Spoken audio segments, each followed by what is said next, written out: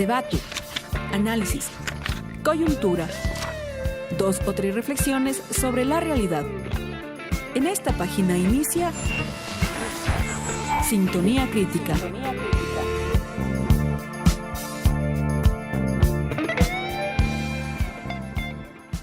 Nosotros creemos que sí puede haber arte comprometido y que el recurso a una simbología socializada no se opone a la libertad de creación. Agustín Cueva. Muy buenos días a todos nuestros queridos oyentes que nos acompañan un día más en Sintonía Crítica, 2 o 3 reflexiones sobre la realidad. El día de hoy empezamos con nuestro segmento Un día como hoy, donde haremos un recorrido de los acontecimientos que marcaron la historia a lo largo de esta semana. Así recordamos a Stalin, quien fallece el 5 de marzo de 1953. Stalin estuvo entre los bolcheviques revolucionarios que impulsaron la Revolución de Octubre en Rusia en 1917 y más tarde ocupó la posición de secretario general del Comité Central del Partido Comunista de la Unión Soviética desde 1922 hasta que el cargo fue formalmente suprimido en 1952, poco antes de su muerte. También recordamos que Hugo Chávez Frías fallece exactamente 60 años después, el 5 de marzo del 2013, de un infarto fulminante como consecuencia del cáncer que sufría. Nicolás Maduro, quien por entonces era vicepresidente electo, anunciaba a las 5 de la tarde por cadena nacional que el presidente Chávez había muerto. Gabriel José de la Concordia García Márquez, más conocido como Gabriel García Márquez, nació en la costa atlántida colombiana un 6 de marzo de 1927. Fue periodista, editor y escritor. Obtuvo el Premio Nobel de Literatura en 1982, gracias a sus novelas e historias cortas en las que lo fantástico y lo real son combinados en un tranquilo mundo de imaginación rica, reflejando la vida y los conflictos de un continente. Su novela más reconocida internacionalmente es 100 años de soledad. También recordamos que el 8 de marzo se celebra el Día Internacional de la Mujer Trabajadora y en nuestro segmento final Hablemos con la Sociología les invitamos a profundizar con nosotros este tema tan importante. Y bueno, ahora vamos a dar paso al tema que ya hemos venido anunciando por nuestras redes sociales, que es acerca del marxismo latinoamericano, particularmente el de Agustín Cueva. Agustín Cueva Dávila nació en Ibarra el 23 de septiembre de 1937. Fue un ensayista, crítico literario, sociólogo y catedrático universitario. Incursionó en la teoría de la dependencia y estuvo en el centro de numerosas polémicas políticas. Obtuvo el premio Ensayo Editorial Siglo XXI por su obra El desarrollo del capitalismo en América Latina y en 1991 el gobierno le otorgó el Premio Nacional Eugenio Espejo en reconocimiento a la totalidad de su obra. Además de haber escrito numerosos ensayos sobre la problemática social, política y cultural del continente, fue presidente de la Asociación Latinoamericana de Sociología y jefe de la División de Estudios Superiores de la Facultad de Ciencias Políticas y Sociales de la UNAM. También se le atribuye la fundación de nuestra Escuelita de Sociología de la Universidad Central del Ecuador. Agustín Cueva fallece el 1 de mayo de 1992 a sus 54 años. Pero para profundizar más sobre el pensamiento de Agustín Cueva, tenemos a un invitado especial. Él es Tomás Quevedo, él es docente de la Universidad Central del Ecuador, de las carreras de Sociología y de Comunicación Social. Además es muy buen conocedor de la obra de Agustín Cueva, a quien por cierto le dedicó su investigación de maestría titulado Ensayo y Literatura, la configuración intelectual de Agustín Cueva. Buenos días, Tomás, muchas gracias por estar aquí con nosotros. Buenos días, muy agradecido de estar en este tan prestigioso programa de nuestra querida escuela. Muchas gracias. Y bueno, Martín, ya ustedes lo conocen, va a ser quien nos acompañe a lo largo de esta entrevista. Martín, los micrófonos son suyos. Gracias, Rebeca. Buenos días a ti, buenos días a Tomás. Un día más esperando tener un buen programa y un diálogo interesante y enriquecedor con nuestro invitado el día de hoy. Tomás, Rebeca ya recordaba en la introducción al programa que tú has investigado la obra de Agustín Cueva con detenimiento, con profundidad, le dedicaste tu investigación de maestría y por eso quisiera empezar preguntándote ¿cómo conoces tú la obra de Agustín Cueva? ¿Qué de la obra de Cueva te termina resultando relevante y te invita a continuar con una lectura y a profundizarla? al punto de llegar a dedicarle una investigación de maestría? Tomás. A ver, pues uno de los elementos principales que de cierta manera me llevaron a investigar la obra del Agustín Cueva fue el hecho del abandono de su obra en la escuela que, como decía la Becky, él había fundado, junto al Fernando Velasco, ¿no? Y alguna otra gente que estaba en los años 60 en la cátedra de Sociología de la Facultad de Jurisprudencia. Lo importante ahí es señalar un elemento que es central, y era que Agustín Cueva había sido arrinconado y había sido olvidado en el pensum de estudio de la carrera de Sociología y de Ciencias Políticas. A pesar, digamos, y eso lo pongo justamente en la parte introductoria del texto, ¿no? Cuando justificaba el por qué quería investigar a Agustín Cueva, decía, a mí lo que me llamó la atención fue justamente eso, que tú en ciertas cátedras no podías plantear su nombre porque su nombre generaba escosor al profesor. Y eso me llevó un poco a preguntarme, ¿a qué se debía eso? Y claro, empecé a conocer investigadores de Argentina, de México, que adoraban a Agustín Cueva, que conocían muy bien su obra, y nos dábamos cuenta que en la escuela de sociología éramos totalmente ignorantes alrededor de todo aquello que había producido, ¿no? Capaz, gente que se formaba en la sociología con un lineamiento de izquierda, más apegado al marxismo, había conocido su nombre, y en especial, digamos, como las dos obras fundamentales que, digamos, cimentan el conocimiento general de Cueva, que es Entre la ira y la esperanza, y el proceso de dominación política en el Ecuador, ¿no? Entonces, de cierta manera, ese desconocimiento y esa marginación provocada por la propia institucionalidad dentro de sociología fue la que me llevó a investigar a Agustín Cueva. Y cuando intentaba indagar por qué esa marginación de Agustín Cueva, indagando en la revista Ciencias Sociales, ¿no?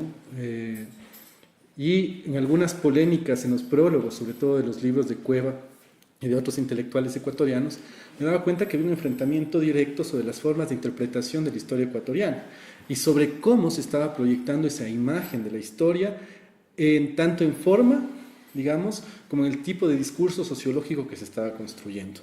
¿A qué me refiero con eso? El Agustín Cueva es muy claro en una de las introducciones del texto de la formación del proceso de dominación política en el Ecuador, cuando él dice que está combatiendo la derechización de las ciencias sociales ecuatorianas.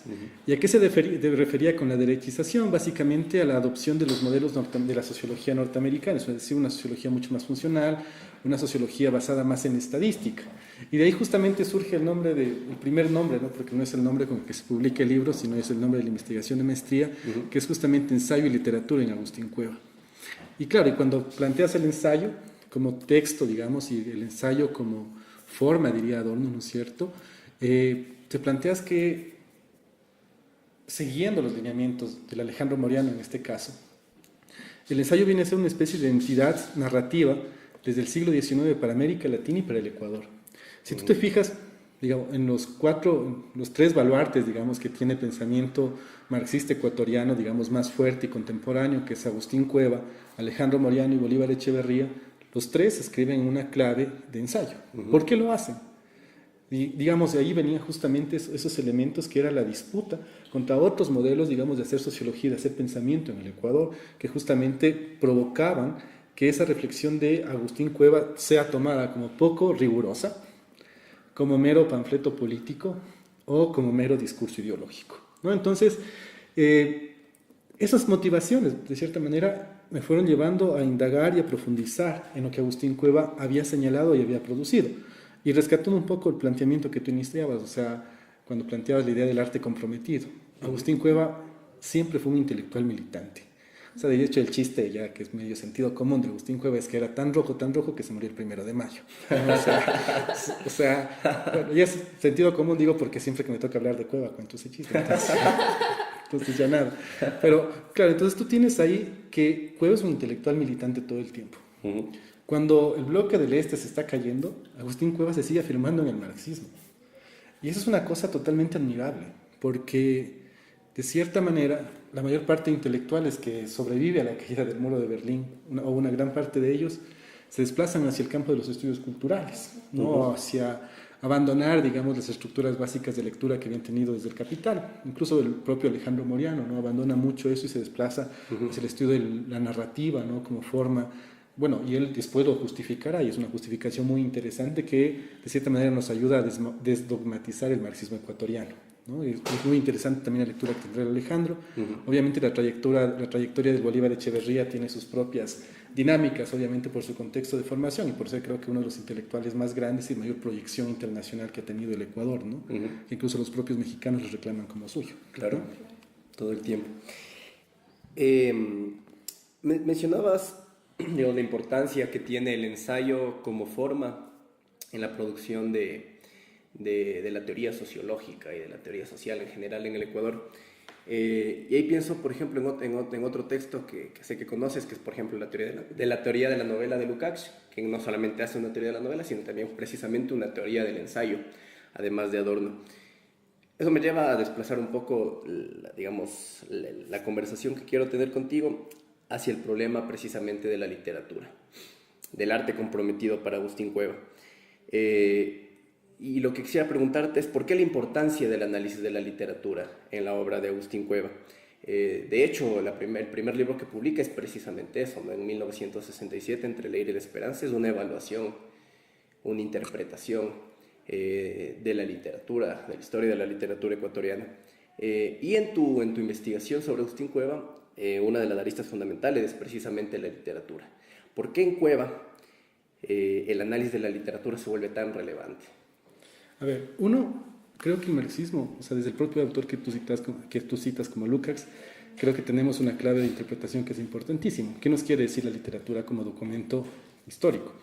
Es decir, para interpretar la literatura tú tienes dos corrientes. Una que dice el arte por el arte, es decir, la expresión estética en su dimensión más pura.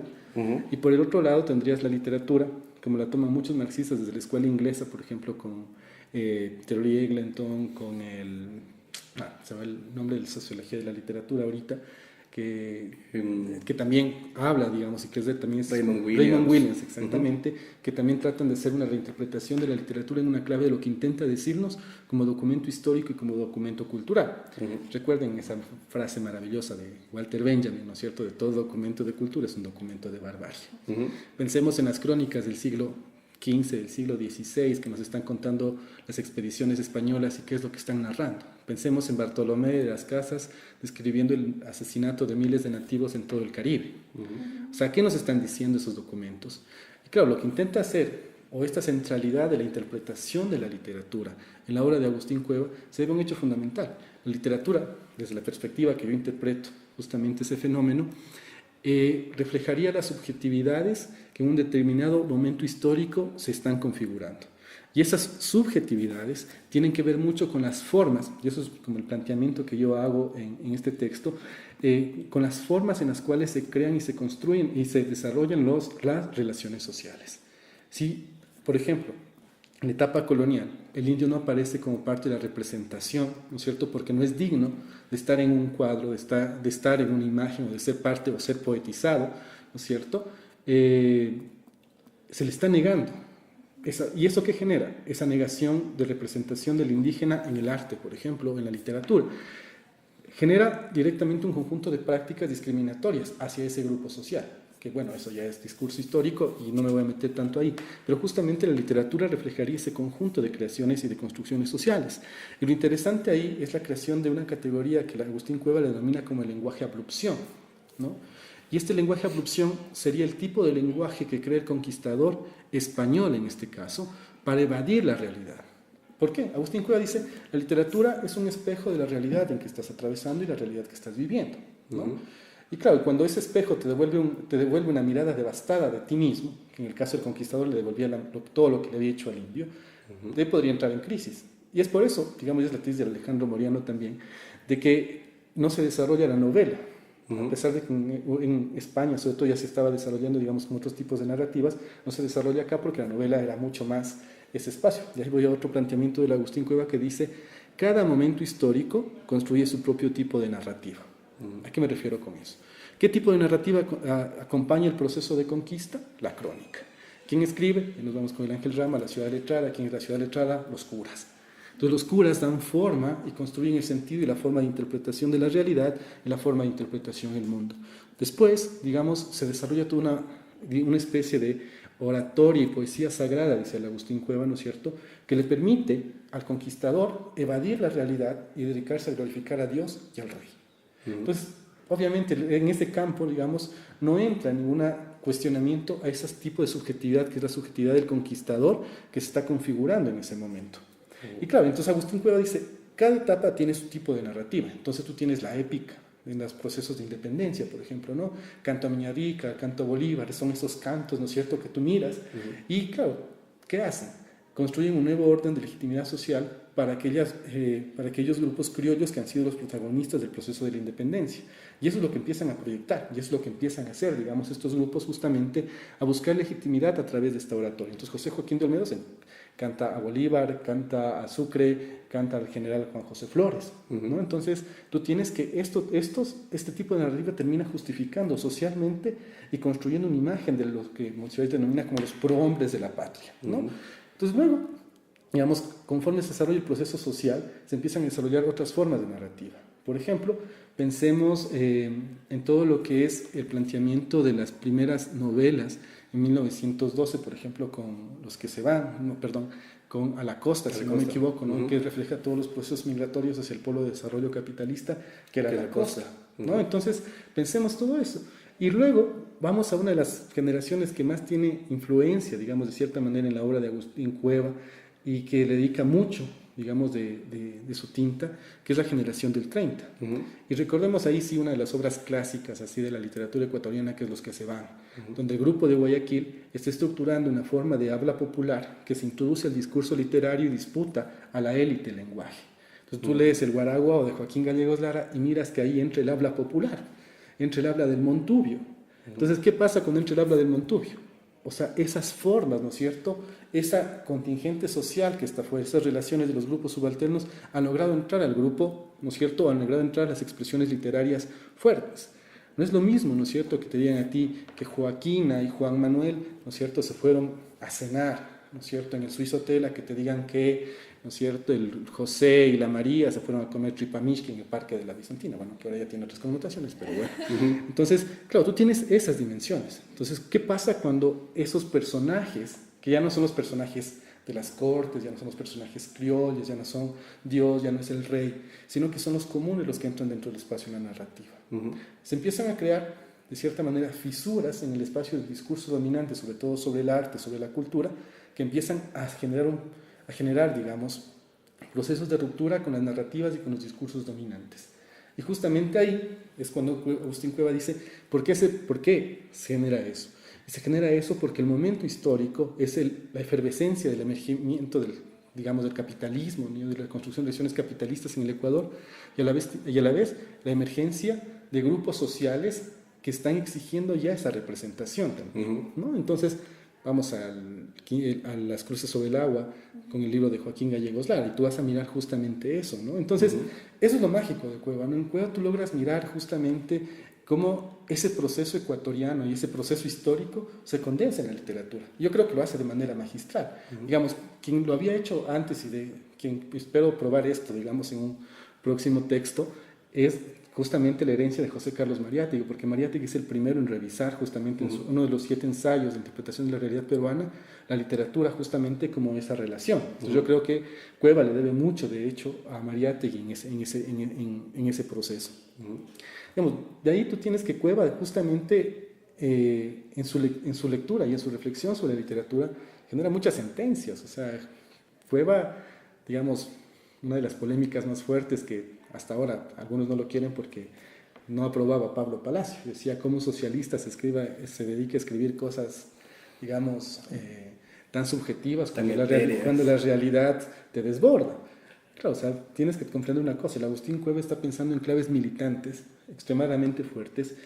Yo creo que también está pensando con un esquema marxista bastante clásico, ¿no? O sea, yo creo que el Cueva tiene como una cuestión muy interesante.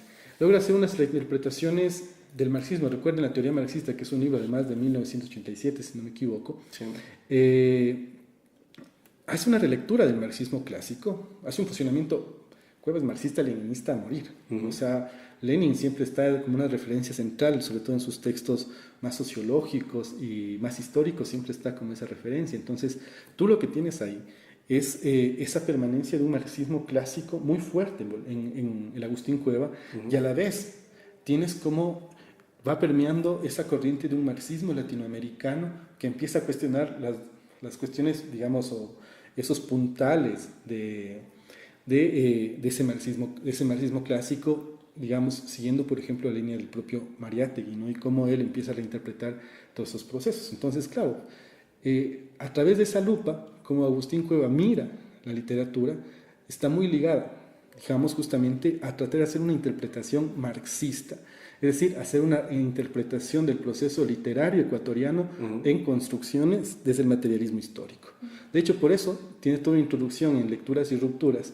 El primer ensayo es un ensayo metodológico sobre la aplicación del materialismo histórico para el análisis de la literatura ecuatoriana. ¿Por qué? Porque él quiere dar una forma, y de hecho, ese es como su aporte a la crítica literaria latinoamericana, digamos ahí como un paréntesis, ¿no? Y como un aporte más que él desarrolla, digamos, el pensamiento latinoamericano es justamente ese, ¿no? Las posibilidades de que desde el marxismo se haga crítica literaria, ¿no? Antes de pasar a la siguiente pregunta, quería hacer igual una pregunta paréntesis. Cuando yo leí la teoría marxista de Agustín Cueva, también me pareció que había una influencia bien importante, aunque creo que jamás mencionada, de Louis Althusser. Por ejemplo, en la discusión que Cueva tiene sobre el concepto de enajenación, me parece que ahí hay algunas reflexiones althuserianas que él, digamos, las reevalúa, las complementa. Tiene una discusión en concreto con Ernst Mandel, y pienso que de algún modo esta posibilidad de evaluar la literatura desde una concepción del materialismo histórico, obviamente no la funda él ni es el único que la propone, pero también está en Althusser. Althusser tiene un ensayo que se llama Reflexiones sobre el teatro materialista. Esa sería como mi pregunta. ¿Qué opinas de eso? Verás, o sea, las referencias al Althusser, digamos, en la obra de Agustín Cueva, las encuentras directamente en esa parte que tú señalas. Si vos haces como un rastreo más allá de eso, yo creo, no sé, me debería decir, porque justamente estoy ahorita en ese proceso de construcción de esta otra parte, de marcar cuáles son sus influencias en términos más filosóficos y construcción de su visión marxista, ¿no es cierto? Tiene cierto apego al Althusser en términos de interpretación de la enajenación y de la ideología, pero sin necesariamente quedarse con una explicación simplista de, digamos, o mejor dicho, sin casarse con Althusser. O sea, yo creo que es como una fuente que le ayuda a explicar ciertos elementos centrales del concepto de enajenación, del proceso ideológico, para no dogmatizarlo y para ir más allá de la falsa conciencia, ¿no es cierto? Pero, sin embargo, no se convierte como en una fuente central, en una influencia muy marcada dentro de su planteamiento. Además, porque él mismo lo reconoce, uno de los maestros centrales que él tuvo en Francia fue Merleau-Ponty, que era conservador y medio derechoso. Entonces, no es que muy pocas veces, capaz habría que hacer como un barrido mucho más fuerte, sobre todo sus artículos, aparecería la lectura de Althusser, ¿no? Pero yo me atrevería a decir en este momento que es más bien una referencia general, digamos, para la construcción de su proceso narrativo dentro de la teoría marxista. Ahora quería leerte una cita que entiendo que reconocerás. Dice: no se escribe para esclavos. El arte de la prosa es solidario con el único régimen donde la prosa tiene sentido, la democracia. Cuando una de estas cosas está amenazada, también lo está la otra. Y no basta defenderlas con la pluma. Llega un día en que la pluma se ve obligada a detenerse y es necesario entonces que el escritor tome las armas. Eso lo escribe Jean-Paul Sartre en qué es la literatura, ¿no es cierto? En esta discusión sobre la literatura, yo quería precisamente preguntarte sobre la influencia, fundamentalmente en los años 60, en los que escribe Entre la Ira y la Esperanza Agustín Cueva, que tiene Sartre en la formación de su pensamiento e incluso en el cuerpo conceptual que Agustín utiliza para una serie de interpretaciones. ¿Qué significa, por ejemplo, para Agustín el concepto del compromiso sartreano? ¿Cómo aparece en su obra? Y cómo este concepto, entre otros de Sartre, aparece en el análisis de la literatura ecuatoriana que hace Agustín. A ver, bueno, yo creo que hay tres elementos centrales que son elementos contextuales, digámoslo así, para entender, digamos, la cita. O sea, la cita es muy clara y creo que la cita dice mucho justamente de un periodo que es el periodo de los años 60. O sea, claro, digamos, los años 60, como lo dice el Ulises Estrella, son los años de la fiebre revolucionaria. Son los años de una fiebre que contagia a los jóvenes y es una especie de rock and roll medio diabólico que los lleva a ser revolucionarios, ¿no? Entonces, yo creo que hay que partir de eso, de entender que los años 60 son unos años extremadamente agitados en términos de una rebelión generalizada de la juventud y de ciertas, digamos, capas medias intelectuales hacia las formas tradicionales del ejercicio del poder y del ejercicio de la política de las viejas oligarquías latinoamericanas, ¿no? Obviamente ahí aparece otro, digamos, hecho icónico que es justamente la Revolución Cubana, ¿no? Y la Revolución Cubana y el proceso de ruptura, digamos, y cómo la Revolución Cubana tiene un impacto tan fuerte dentro de la juventud latinoamericana, y en especial a uno de los grupos que perteneció a Agustín Cueva, como lo es el grupo Sámsico, ¿no? El grupo Sámsico, que recordemos, Samsa, reducir cabezas, ¿no? Entonces, esta propuesta de reducir cabezas tenía que ver mucho con algo que teorizó el Fernando Tinajero, que era el parricidio intelectual. Querían matar a esos padres que en la gloriosa se habían vendido al velasquismo, pues, ¿no? Y que eran parte y militantes de varios partidos de izquierda, ¿no es cierto? Y que de cierta manera merecían ser sepultados.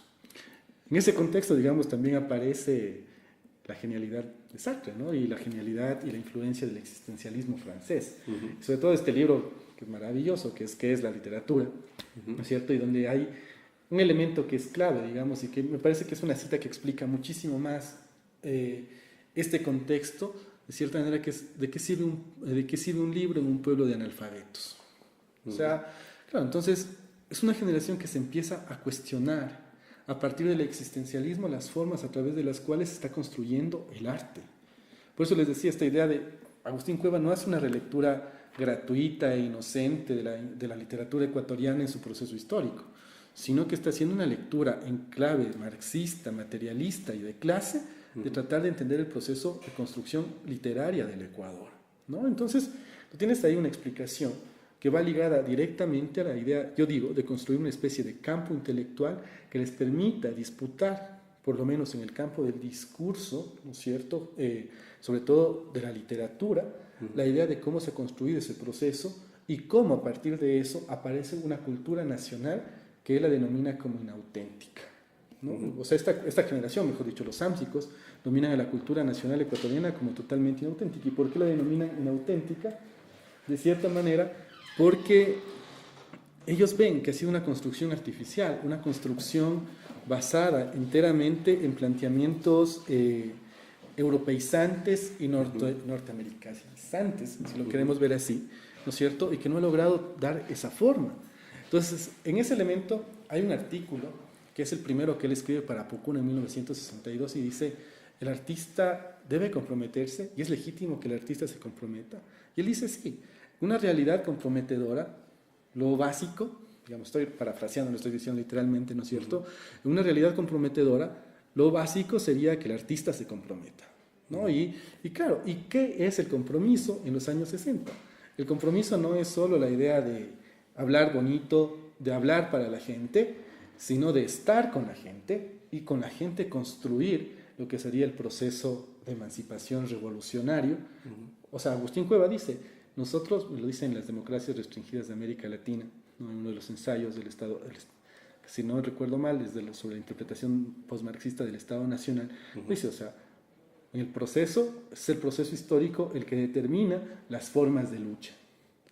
Y, digamos, lo que debería ser una izquierda medianamente coherente es estar a la altura, ¿no es cierto?, de ese elemento, o mejor dicho, de esa circunstancia histórica, ¿no es cierto? Y ahí, digamos, voy a relacionar un poco con lo que decía Fidel Castro, ¿no es cierto? Fidel Castro decía, la revolución es sentido del momento histórico. Claro, entonces, el compromiso en los años 60 y esa interpelación, ahí sí una interpelación altuseriana, una interpelación ideológica, ¿no es cierto?, que le llega a los jóvenes de los 60, es una interpelación en la clave de, oye, vamos a las armas.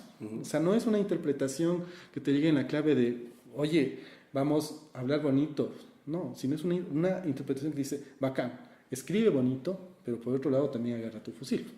Recuerden el prólogo que Sartre escribe para Los condenados de la tierra de Fanon, ¿no? Y cómo en ese dice Sartre, ¿no es cierto?, tenemos que luchar de todas las formas que podamos, ¿no? Entonces, yo creo que Sartre aparece como una influencia central, y sobre todo este libro, que es la literatura, es como la obra que de cierta manera marca la interpretación de cómo los sámsicos, y entre los sámsicos Agustín Cueva, van a hacer la interpretación del arte, ¿no? Entonces, de ahí surge, digamos, también una de las críticas muy fuertes. Le dice, ¿dónde está la obra de los sámsicos? ¿Dónde está lo que escribieron? ¿No? Y es como, digamos, o sea, esa idea de que ellos mismos plantean, ¿no? De para qué sirve un libro en un pueblo de analfabetos, dice mucho de por qué no escribieron. O sea, recuerdo una de sus obras magistrales, que además está en la edición facsimilar del Consejo Nacional de Cultura sobre Pucuna, ¿no? Que era la revista de los sámsicos, ¿no? Y que, bueno, analizar las revistas de los sámsicos también es otra cosa maravillosa, pero ahí ellos lo plantean de manera clara cuando hacen una obra de teatro que se llama S+S41, que trataban de explicar la guerra del 41 entre una disputa del Standard Oil Company, representada por Sherlock Holmes en la obra de teatro, ¿no es cierto? Y la Shell, si no me equivoco, representada en cambio por Superman, ¿no es cierto? Y los dos se enfrentaban. ¿Y dónde se hacía eso? Se hacía en la casa del obrero. O sea, es decir, lo que buscaban los sámsicos era llevar el arte a la calle, y ese era el tipo de compromiso que ellos estaban asumiendo, y esa era la forma que ellos tenían de disputar el discurso. Claro, muy poco, o sea, creo que de los sámsicos 2 o 3 agarraron los fusiles alguna vez, pero de ahí, o sea, su forma de pelear, que es una forma creo que totalmente legítima, y el propio Agustín Cueva lo dice, ¿no? El compromiso no es necesariamente atarte al partido, digamos que también en los 60 si no estás dentro del partido no estás dentro de nada, ¿cierto? Sino el compromiso es poder generar la capacidad de cuestionamiento de esa realidad. Digo, ¿por qué tienes tú, digamos, la posibilidad de que Agustín Cueva critique tanto muchas cosas? Es justamente porque su espíritu crítico no lo llevó necesariamente a ser un militante, digamos, de organización, ¿no? Y eso, digamos, le permitió, creo que hasta cierto punto, desarrollar una reflexión crítica muy interesante, pero creo que le faltó, desde mi perspectiva, ¿no es cierto?, un apego mucho más fuerte, digamos, a una reflexión un poco más militante. ¿A qué me refiero con reflexión militante? ¿No es cierto? Porque su reflexión es militante, pero cuando me refiero a esta palabra, lo hago en el clave de con quién está reflexionando. ¿Reflexionas solo con el campo intelectual que está al frente tuyo o reflexionas con la gente, ¿no es cierto?, que está sometida a esas relaciones de explotación, de dominación, de discriminación?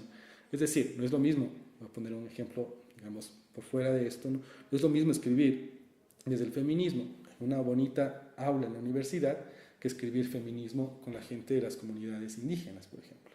Hay una relación diferente, y a eso me refiero con una especie de reflexión militante, ¿no? O sea, no, por eso digo, no quiero que se malinterprete la expresión. O sea, en sí, lo que está haciendo el Agustín Cueva es una reflexión militante, pero creo que le hace falta justamente esa conexión un poco más fuerte con los organizativos. O capaz la tuvo y todavía no la hemos descifrado, pero en futuros trabajos esperemos poder hacerlo. Ahora quisiera salir un poco digamos, de la problemática literaria en la obra de Agustín Cueva y proponer que nos desplacemos al debate que tiene Agustín Cueva en torno al concepto de populismo, que a mí siempre me ha parecido interesante, que es uno de los debates más candentes que hay, al menos en la historia reciente de la sociología ecuatoriana, un debate que está protagonizado por el Agustín Cueva y por Rafael Quintero, pero que hay otros sociólogos que participan en eso. Para Cueva, el populismo, por simplificarlo mucho, viene a ser algo así como el resultado necesario de un momento de reajuste de la composición de las clases sociales en la transición de los estados latinoamericanos de composición oligárquica a formas, digamos, más modernas de capitalismo, con distintas matices en toda América Latina, ¿no? Ahí el Agustín Cueva se ocupa mucho de diferenciar y particularizar casos como los del Cono Sur y la zona andina, etc. Mientras que para Quintero, más bien el populismo, al menos en el caso ecuatoriano, es una especie de mito que trataría de ocultar que el velasquismo en concreto no es otra cosa que una reactualización, un momento camaleónico del partido conservador. Me gustaría primero ver si puedes de algún modo reconstruir el contexto en el que se da ese debate. ¿Por qué un debate en torno a un concepto como el concepto de populismo? Y una pregunta que me parece que siempre está como atravesada ahí: ¿por qué si ambos autores se reconocen como marxistas hay una diferencia de ese tipo en la interpretación de un fenómeno? A ver, bueno, es que eso nos lleva justamente a un campo mucho más problemático, mucho más polémico, ¿no? Que es una disputa justamente entre Agustín Cueva y Rafael Quintero. ¿no? Así, digamos, más poniéndolo en palabras más morochas, ahí no había una línea de entendimiento. Justamente el Agustín Cueva critica mucho la línea sociológica desarrollada por Rafael Quintero, ¿no? Planteándola como una línea que de cierta manera intenta a través de la supuesta objetividad explicar la realidad, y en esa explicación de la realidad termina siendo como lo que después habla de la teoría de la dependencia, una especie de interpretación marxista sin Marx, ¿no? Entonces, claro, ese es como uno de los cuestionamientos fuertes que de cierta manera desarrolla Agustín Cueva hacia ese tipo de interpretación, además acusando la de funcionalista, ¿no? De no tratar de generar una interpretación crítica, reflexiva. Ojo, no estoy tratando de desmerecer la obra de Rafael Quintero, ¿no es cierto? Pero estoy planteando, digamos, la idea de cómo Agustín Cueva plantea el debate, ¿no? Eso, además de unas cuantas disputas que, si quieren, las pueden leer en el prólogo en la edición del 87 o 88, si no me equivoco, del proceso de la formación, del proceso de dominación política en el Ecuador, que ahí está como explicado, digamos, unas cuantas líneas de enfrentamiento entre los dos, ¿no? En torno al populismo, creo que es importante entender algo. A veces, y voy a partir de unas interpretaciones actuales del populismo, ¿no? Llamamos populismo aquello que es difícil de interpretar, o aquello que no conocemos muy bien. Además, últimamente está muy de moda esto, ¿no es cierto? Llamar populismo casi a todo, ¿no? Entonces, alguna gente ha sugerido que, claro, llamamos populismo aquello que no conocemos muy bien y que no podemos explicar, y que de cierta manera no nos hemos tampoco dado el trabajo para estudiarlo de manera detallada, ¿no? Y es como una forma más fácil, digamos, como aquí sí, como lo plantea la escuela norteamericana, de denigrar a tu adversario político.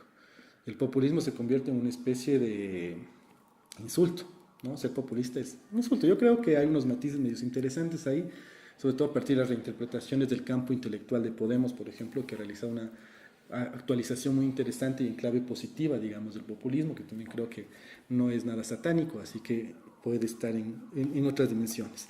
Cuando vamos al debate que tiene Agustín Cueva y Rafael Quintero, tú planteabas una cuestión que es esencial. Para el Agustín, digamos, el velasquismo es populismo. Para el Rafael Quintero, ¿no es cierto?, el velasquismo no es populismo, es básicamente un mito, y como vos lo dijiste, una reacción, una reconversión, digamos, o una, digamos, especie de metamorfosis del velasquismo y de los conservadores. Pero voy a entrar a la lectura de los dos desde un texto que me gusta mucho, que es el de Juan Mainhuasca y el de la Lisa North, ¿no es cierto? Ustedes lo conocen también. Y que claro, y ahí ellos intentan hacer un proceso de construcción de ese debate en el marco del contexto en el que se desarrolla el debate. Y ahí parten de una clave que a mí me parece que es importantísima en términos metodológicos. No voy a decir quién tenía la razón, ¿no? Pero en términos metodológicos hay una cosa que es muy importante. Lo que hace Quintero es analizar las elecciones de 1933, si no me equivoco, y se concentra en un periodo determinado. Y a partir de esas estadísticas señala lo que sería el mito del populismo. En cambio, lo que hace Agustín Cueva, ¿no es cierto?, es tratar de interpretar el velasquismo como un fenómeno que dura casi 40 años. Es decir, Agustín Cueva entra en una interpretación histórica del fenómeno, tomando en cuenta las estadísticas también, ¿no es cierto?, para explicar el fenómeno, pero tratando de hacer como un nivel de detalle mucho más fuerte, digamos, de entender al velasquismo como un proceso histórico enmarcado en el proceso de dominación política del Ecuador. Y claro, cuando él empieza a mirar eso, ¿no? Más recordemos, hay un artículo que una vez por accidente lo descubrí en una análisis de los años 70, donde el Agustín justamente cuestiona las formas en cómo la CLO plantea el populismo, ¿no? Después de la primera edición de La Razón Populista. Entonces, claro, Agustín Cueva tiene y está inmerso también en ese debate, sabe de lo que se trata, sabe, digamos, no entra a ese debate de una forma tan inocente tampoco, ¿no?, sino entra con una intencionalidad muy clara de interpretar a un fenómeno político como era Velasco Ibarra. Entonces yo creo que ahí la clave de interpretación que hace justamente el Agustín Cueva es tratar de entender en ese proceso histórico la forma en cómo, ¿no es cierto?, el Velasco Ibarra transforma la forma de hacer política en el Ecuador. ¿Por qué? Porque Velasco Ibarra es el que lleva la política a la calle. Velasco Ibarra es el primero que rompe la forma oligárquica de hacer política para llevarla a la calle.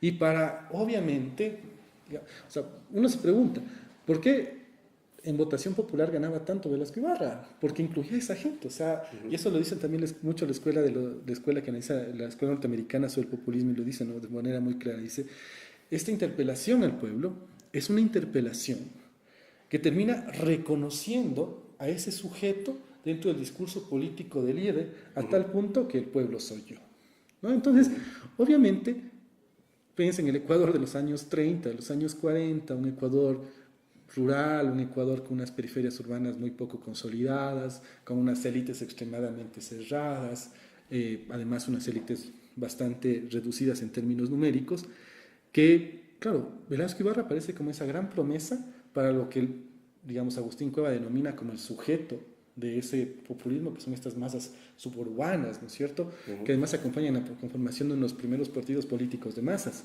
que es el CFP, del Carlos Guevara Moreno, ¿no? Entonces, tú tienes ahí unas claves que a mí me llevan a plantear y a compartir mucho la lectura que hace el Agustín Cueva en relación a la interpretación populista, porque lo que está mirando Cueva es la evolución de Velasco Ibarra como líder político y del velasquismo como fenómeno, porque hay una cosa muy interesante, que es que Velasco Ibarra no tenía partido.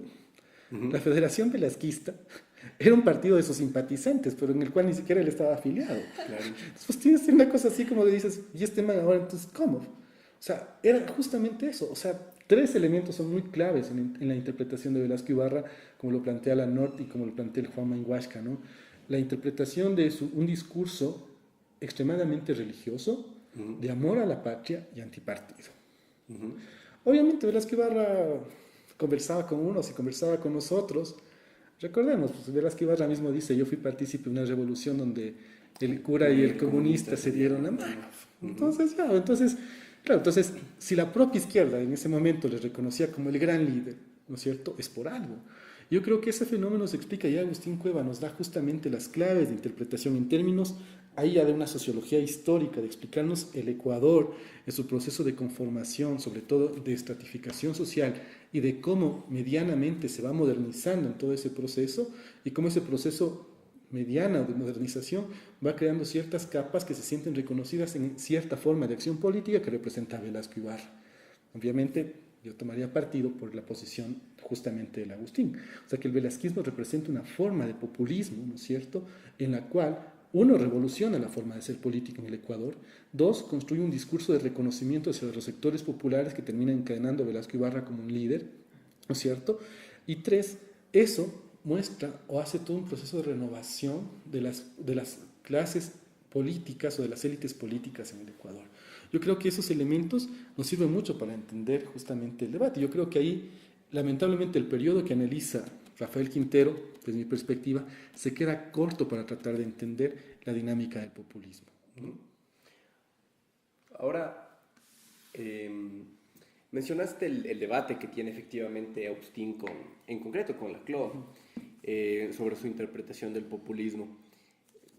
Digamos, por decirlo igual en líneas muy generales, la discusión que tiene Cueva con Laclau es que mientras para Laclau el populismo es una lógica política que se reactualiza en diferentes contextos, tanto históricos como geográficos como culturales, y que no es necesariamente ni de derecha ni de izquierda. Para Cueva, el concepto de populismo es un concepto que debe ser bien especificado en un momento concreto de la historia de América Latina. A mí siempre me pareció tal vez que ahí podría estar uno de las debilidades del concepto del Agustín, sobre todo porque a partir desde finales de los 90 y todo lo que hemos vivido en todo este nuevo siglo, se ha reactualizado mucho la discusión sobre el populismo y se ha categorizado a varios de los gobiernos latinoamericanos como formas de neopopulismo, etc. De algún modo, si es que se pudiese afirmar que estos procesos políticos son alguna forma contemporánea de populismo, la restricción del concepto de Agustín Cueva a un momento histórico de América Latina tendría sus límites, y más bien la posibilidad de pensarlo como una lógica política que se reactualiza de Laclau tendría más bien, digamos, un punto a favor en esa discusión. ¿Qué opinión te merecería esa idea? Bueno, recordemos que Agustín Cueva no es que aborde el populismo, digamos, mucho más allá de la interpretación de Velasco Ibarra y unos cuantos artículos que él desarrolla. Es decir, como que el populismo no se convirtió en uno de los ejes de reflexión, y más bien se quedó en eso como una especie de momento histórico que vive América Latina, producto del proceso de modernización, ¿no? Entonces, ahí sí, lo que nosotros tenemos que ver es justamente, y vamos a lo que decías actualmente, cuando el concepto de populismo se reactualiza como una lógica de hacer política, una forma de ejercicio político. Pero en esas formas de ejercicio político, la propia interpretación política y los que hacen filosofía y ciencia política, muchos de ellos terminan diciéndole a Trump que es populista. Y en España están hablando de populismos de derechas y populismos de izquierdas, ¿no? Entonces, claro, el problema es que el populismo como fenómeno, ¿no es cierto? Me abocaría esta idea de que muchas veces preferimos unas explicaciones simples y llamar populismo al adversario para descalificarlo. ¿Quiénes nombran como populistas a los gobiernos progresistas? Yo me atrevería a decir que una izquierda muy limitada en términos de interpretación política muchas veces, ¿no es cierto? Que también los llaman autoritarios, ¿no? Y digamos, el autoritarismo siempre es relativo en términos de proceso de revolución. Pensemos en esa sentencia que decía Engels: la revolución es el acto más autoritario que hay, ¿no? Entonces, creo que es medio incoherente, pues la izquierda dice que quiere hacer la revolución, plantear que un gobierno es autoritario, porque de cierta manera eso sería una contradicción conceptual e ideológica, ¿no? Pero creo que el planteamiento esencial y las formas de cómo el populismo se explica, ¿no es cierto? En el caso del Agustín Cueva, obviamente se quedan constreñidas a la explicación que él hace de una fase histórica de América Latina, que capaz, si él vivía, pero eso ya es especulación y eso no construye historia, ¿no es cierto? O sea, si él vivía un chance más, hubiera capaz desarrollado más ese concepto. Sin embargo, yo creo que se quedó ahí, como que lo masticó más en relación al ensayo que había escrito sobre Velasco Ibarra, pero no logró madurar más allá de ese concepto. Unas cuantas polémicas, como les digo en los artículos, yo he logrado encontrar uno, justamente la polémica con el Laclau, ¿no es cierto? Pero más allá de eso, tú no logras encontrar eso, mientras que Laclau se introduce, de hecho, dentro de las lógicas de tratar de explicar ese fenómeno político como su eje de trabajo. Claro. Entonces, ahí hay una diferencia sustancial. Entonces, el Agustín Cueva estaba además, recuerda que el Agustín Cueva empieza haciendo una especie de sociología de la literatura para irse con una interpretación de sociología histórica y política, y luego, su último texto del 92, que es póstumo, volver a esta idea de la sociología de la literatura. Entonces, creo que ese debate del populismo es un debate que para mí en el Agustín se queda inconcluso. Sé que es una concepción que, digamos, a mí creo que nos ayuda mucho a entender en términos de formación histórico-social América Latina, la explicación del Agustín Cueva, ¿no es cierto? Y desde esas perspectivas creo que nos ayuda también a tratar de pensar ese pasado y cómo esas formas, yo creo, ¿dónde está la actualidad de la interpretación populista de Cueva? En cómo ciertas características de esos populismos anteriores se repiten actualmente. Ahí capaz, bien que mal, habrán algunas características similares, pero obviamente yo cacho que hay que mirar el campo de dedicación que cada uno de los autores ahí le dedicó a ese concepto como tal, ¿no? Entonces el propio Rafael Quintero, si no me equivoco, hizo una reedición del mito del populismo actualizada, no lo he leído, pero seguramente ahí tendrá otras claves de interpretación. Claro. Es decir, el Agustín ya no está aquí para que se defienda sobre eso, entonces es bastante difícil plantearlo en esos términos, ¿no? Claro. Bueno, me parece que vamos a tener que dejar ahí la entrevista del día de hoy. Me quedé, digamos, con ganas de discutir otro montón de cosas, fundamentalmente de ingresar a una discusión sobre, por supuesto, muy rápida. Abordar toda la obra de Agustín necesitaría mucho más tiempo. Pero al menos abordar un poco del desarrollo del capitalismo en América Latina, que personalmente es la obra que más me gusta de Agustín Cueva. Pero vamos a tener que dejarlo ahí. Como siempre que usualmente pasa, nos quedamos a media de las entrevistas. La promesa de rehacer un diálogo sobre la obra de Agustín Cueva, tal vez hacer un programa específico sobre el desarrollo del capitalismo en América Latina. Bueno, oportunidades habrá. Yo quiero agradecerte mucho, Tomás. Ha sido un diálogo muy, muy interesante, muy enriquecedor. Y con eso, bueno, conmigo terminamos. Esto es Sintonía Crítica. Volvemos contigo, Rebeca. Bueno, agradecemos a Tomás Quevedo por haber compartido este día con nosotros. Ahora vamos a dar paso a nuestro segmento musical a cargo de la cantautora Ana Tijoux, quien nos acompañará con su canción Antipatriarca.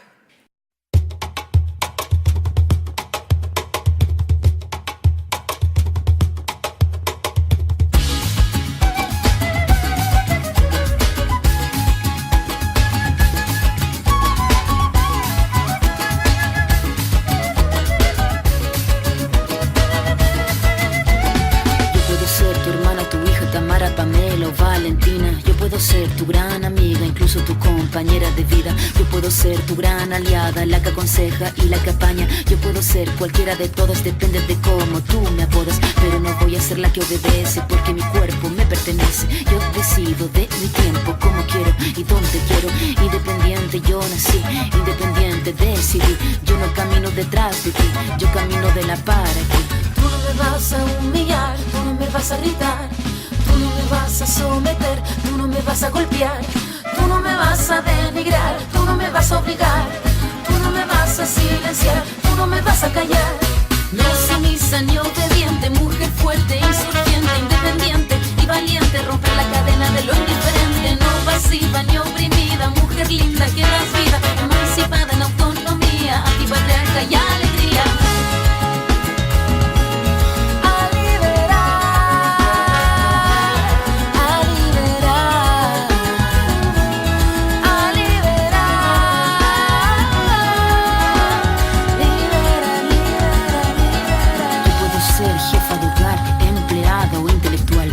Ser protagonista de nuestra historia y la que agita a la gente, la comunidad, la que despierta la vecindad, la que organiza la economía de su casa, de su familia. Mujer libre se pone de pie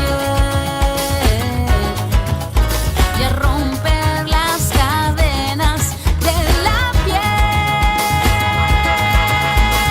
Tú no me vas a humillar, tú no me vas a gritar, tú no me vas a someter, tú no me vas a golpear, tú no me vas a denigrar, tú no me vas a obligar, tú no me vas a silenciar, tú no me vas a callar. No sumisa ni obediente, mujer fuerte, insurgente, independiente y valiente. Romper la cadena de lo indiferente, no pasiva ni oprimida. Mujer linda que das vida, emancipada en autonomía, antipatriarca y alegría.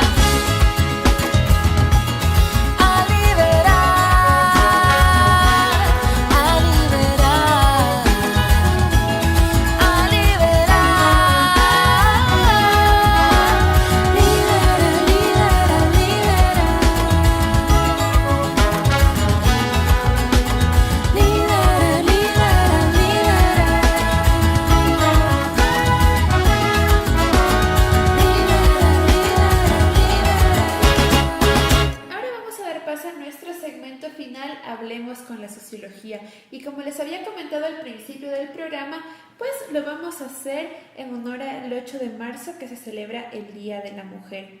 Y bueno, como sabemos, este día se celebra desde principios del siglo XX, pero existe cierta polémica sobre la semilla que lo ha originado. Esta polémica la vamos a tratar de esclarecer el día de hoy.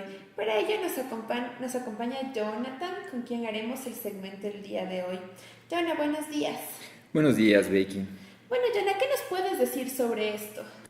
Bueno, la lucha en pro de los derechos de la mujer no surgió en el siglo XX como pensábamos, sino que existen antecedentes históricos que están documentados. Por ejemplo, en la Revolución Francesa.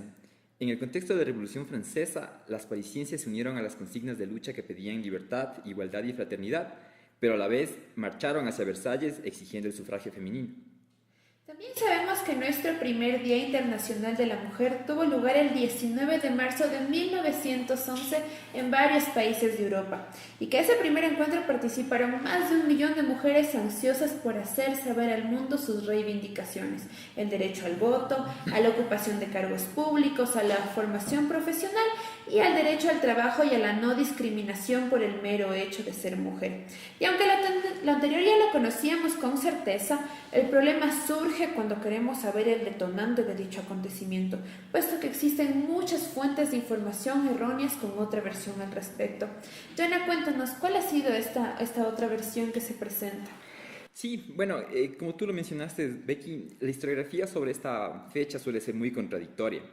Se cuenta que el 8 de marzo de 1857 para unos y de 1908 para otros, en Nueva York, las mujeres de una fábrica textil se declararon en huelga y tomaron el lugar donde estaban empleadas en señal de protesta por la mejora de sus condiciones laborales.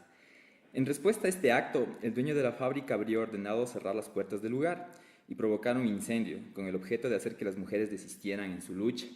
Sin embargo, las llamas se extendieron y no pudieron ser controladas, provocando la muerte de 129 mujeres. Ahora bien, se supone que en conmemoración de este suceso surgió más adelante el Día Internacional de la Mujer, pero en realidad no existe ningún documento confiable que corrobore esta versión. Lo que encontramos también en investigaciones serias sobre cómo surge el Día Internacional de la Mujer es en Copenhague en 1910, en la celebración de la Segunda Conferencia Internacional de Mujeres Socialistas, donde se aprobó por unanimidad el establecimiento del Día Internacional de la Mujer Trabajadora como método de lucha por la causa de la mujer. Esto fue gracias a la propuesta hecha por una mujer alemana y socialista llamada Clara Zetkin.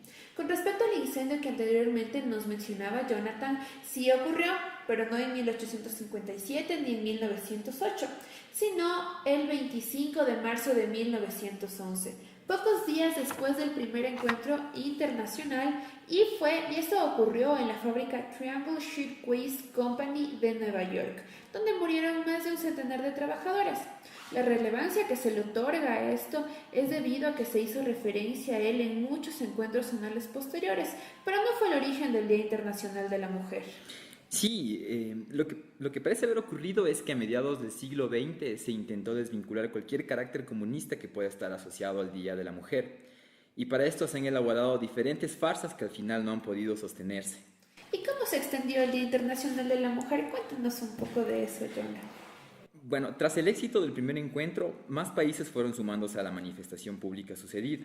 Rusia lo hizo en 1913 y en el resto de Europa se llevaron a cabo mitines de apoyo a la mujer y en contra de la guerra de 1914, muy cerca a las fechas del 8 de marzo. Pero concretamente fue el 8 de marzo de 1917 en Rusia, en donde como consecuencia de la escasez de alimentos, las mujeres se amotinaron. Con la caída del zar y el establecimiento del gobierno provisional, se da por primera vez a la mujer el derecho al sufragio. Más tarde, en 1920, en Estados Unidos se otorgará a las mujeres el derecho al sufragio. Otro hecho importante es la adhesión a la defensa de la mujer y sus derechos a las Naciones Unidas desde que en 1945 se firmó en San Francisco una carta que constituye el primer acuerdo internacional que defiende la igualdad de ambos sexos como derecho fundamental e indiscutible. Esperamos que lo escrito en aquella carta se vea algún día plasmado en la realidad. Mientras tanto, las mujeres debemos permanecer unidas, demostrando sororidad unas a otras. La lucha continúa, aún falta mucho por hacer, y nos corresponde a todas nosotras reclamar por lo que nos pertenece, nuestros derechos, nuestras libertades, caminar seguras, que no nos maten, que no nos violen, vivir en igualdad donde las diferencias no marquen una jerarquía ni actos de violencia. Bueno, también queremos recordarles y que Sintonía Crítica también se une a los plantones que se van a realizar el día de mañana en conmemoración del Día de la Mujer. El primero es un plantón que se va a dar en la Plaza de San Blas a las 3 de la tarde y más tarde a las 4:30 de la tarde al frente de la Fiscalía también se va a dar otro plantón para permanecer juntas en estas adversidades que se nos presentan. Bueno, queremos agradecer a todos quienes estuvieron con nosotros el día de hoy y recordarles que si quieren volvernos a escuchar o recomendar a alguien que nos escuche, lo pueden hacer en nuestro reprise el día sábado a las 8 de la mañana. También recordarles que pueden seguirnos en nuestra página de Facebook Sintonía Crítica UCE, donde estamos anunciando los programas que vamos a presentar en las semanas siguientes y también donde solemos subir los audios de las entrevistas que ya se realizaron anteriormente. Agradecemos mucho estar aquí con nosotros. Será un nuevo encuentro la siguiente semana. Que tengan un excelente día. Por hoy hemos concluido nuestro análisis. Sintonía Crítica te espera en un próximo encuentro.